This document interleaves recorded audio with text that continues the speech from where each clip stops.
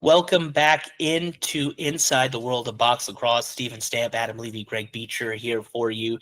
We are nearing the end of the program, but Stamp and I, as two of the heaviest hitters in lacrosse media, are here to break down the Elijah Gash Zach Belter incident that took the sports world, and I would say even beyond that, by storm with the amount of press it got. Stamper, what do you feel about the incident? First of all, I guess the hit on Chase Fraser and then the fight with Belter. I think it was a good hit, and I think it was clean. It wasn't, I mean, defenseless player, maybe. I felt like it was a good hit. I know from Buffalo's perspective, they're saying, hey, Chase Fraser got an illegal pick call earlier in the game that was, similar or way less. So, and I'm more inclined to say that wasn't an illegal pick than that this is an illegal hit. I think the Belter comes in, stands up for his teammate, which I've always thought, do you need to go and defend your teammate from a clean hit? Well, sure, stand up for your teammate. Fraser wasn't particularly disturbed, but the big thing is, does Elijah Gash, first of all, does he throw a second punch right there? He does. He misses. I think he pulled up right here. He is fired up, and he's kind of yelling at Belter, who is, I'm not sure Gash realizes the trouble that Belter is in right there. And you see Challen Rogers and Tyler Hendricks are both saying, settle down, kid. Nick Rose comes over, and he does calm down. I get it. It's not a good look to be yelling at the guy that you've knocked down, but you've just made the biggest play. He's played 9 box lacrosse games in the NLL, right? He's played some other box, but he's fired up. He's made a big hit, and some guy comes and jumps him, and then he wins the fight in one punch. Well, I mean, the early punches, but, the big hit. I get it that he's fired up, and you need to learn to maybe moderate a little bit, but I don't want to rip this kid apart for it.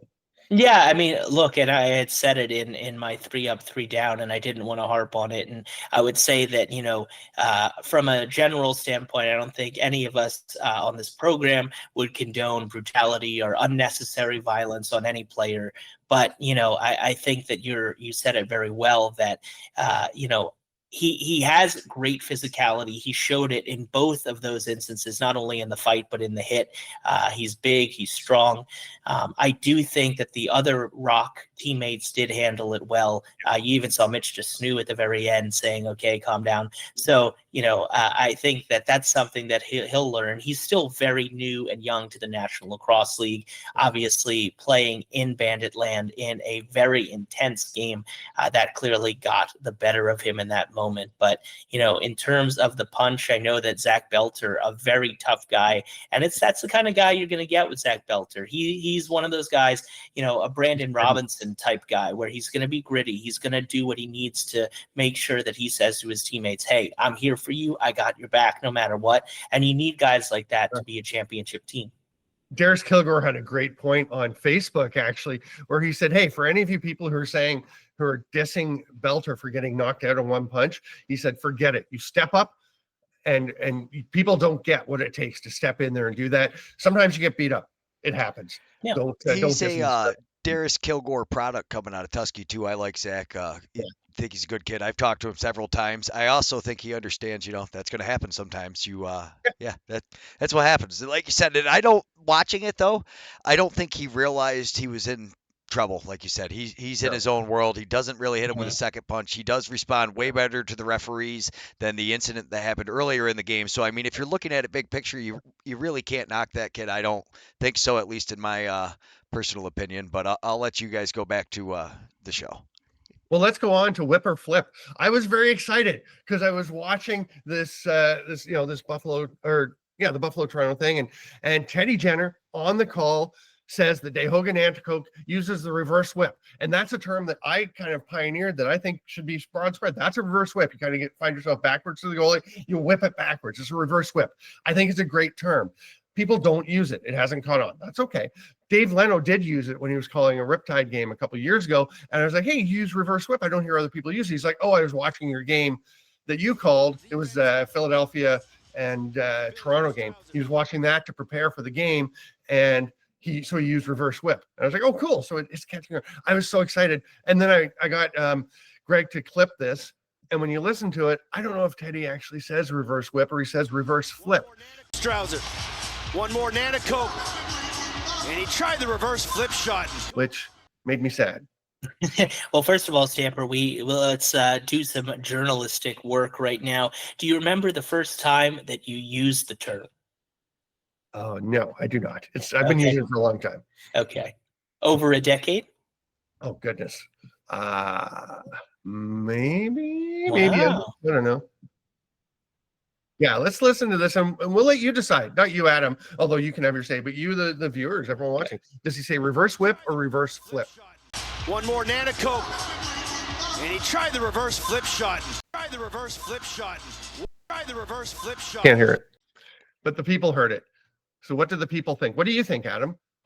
I don't really remember the call that well, to be honest. But I imagine that I think, having heard Teddy Jenner's broadcast before, I think he would have probably leaned towards whip, but I don't know what he said in that exact instance. When I heard it, I thought it was flip, actually. Mm-hmm. I didn't hear flip until you messaged me afterwards, and you were like, "Oh, actually, maybe," and I was like, "I don't know." There's this show on I forget what channel. It's called Brain Games. It might be on Disney or something, right? And they talk about sound and how once you hear it, you don't unhear it. And I was like, oh man, this is so interesting. What we hear, what we don't hear. Go check out that one. At the first episode, I think was fantastic. But I speaking of journalistic approach, I could have just texted Teddy and asked him, but I wanted to keep it up in the air. So maybe we'll find out the answer for next week. I don't know. We'll see. I'm hoping that reverse whip is catching on and becomes part of the jargon, because look at it. Look at that play. It's a reverse whip. It's perfect, right? I mean, it's a beautiful goal, and we talked. I believe it was last goal. And I'm not talking about the play. I'm talking about the call, Adam. The call. Yeah, I mean, Teddy did a great job on the call. I think it's an amazing term to be coined by you, Stamper, and so I think it definitely describes the play very well. You know, another one I did was one of my first announcing gigs was calling Belleville Bulls games in the Ontario Hockey League, and I was doing color commentary, and PK Subban was a rookie for that team. Oh, wow. And he used to do this thing where he would do a spin at his blue line, his own blue line. Mm-hmm. It drove his coaches nuts. Such a dangerous play, but it always worked because he's PK Subban, although he was 16 at the time, right? So I dubbed it the Subanian Spinorama, which of course is an homage to the Savardian Spinorama, but I really liked it, and it got picked up. It did go a little bit. So that was pretty fun. So it's fun to coin terms. Yeah, amazing. I need to all I've done so far, but it's not really my own, is the Levi nugget. And eventually, over time, more years in this industry, I'll have some. There you go. There you go. I think we're going to wrap up. I think that's it for Inside the World of Box Lacrosse for this week. Thanks so much, lacrosse friends, for being with us. For Greg Beecher, for Adam Levy, I am Steven Stamp. Check us out on Blue Squatch Productions. Check us out on Inside Lacrosse. And we will see you very soon. It's been a lot of fun, and there's so much more to come. Thank you so much for watching. We appreciate all the support. If you'd like to be able to comment and talk with Steven Stamp and Adam Levy during these live shows, join the Blue Squatch Productions membership on YouTube. This allows you the opportunity to comment during the live shows and access to our Discord, where you can ask questions ahead of time and get real-time responses. Thanks so much, everybody.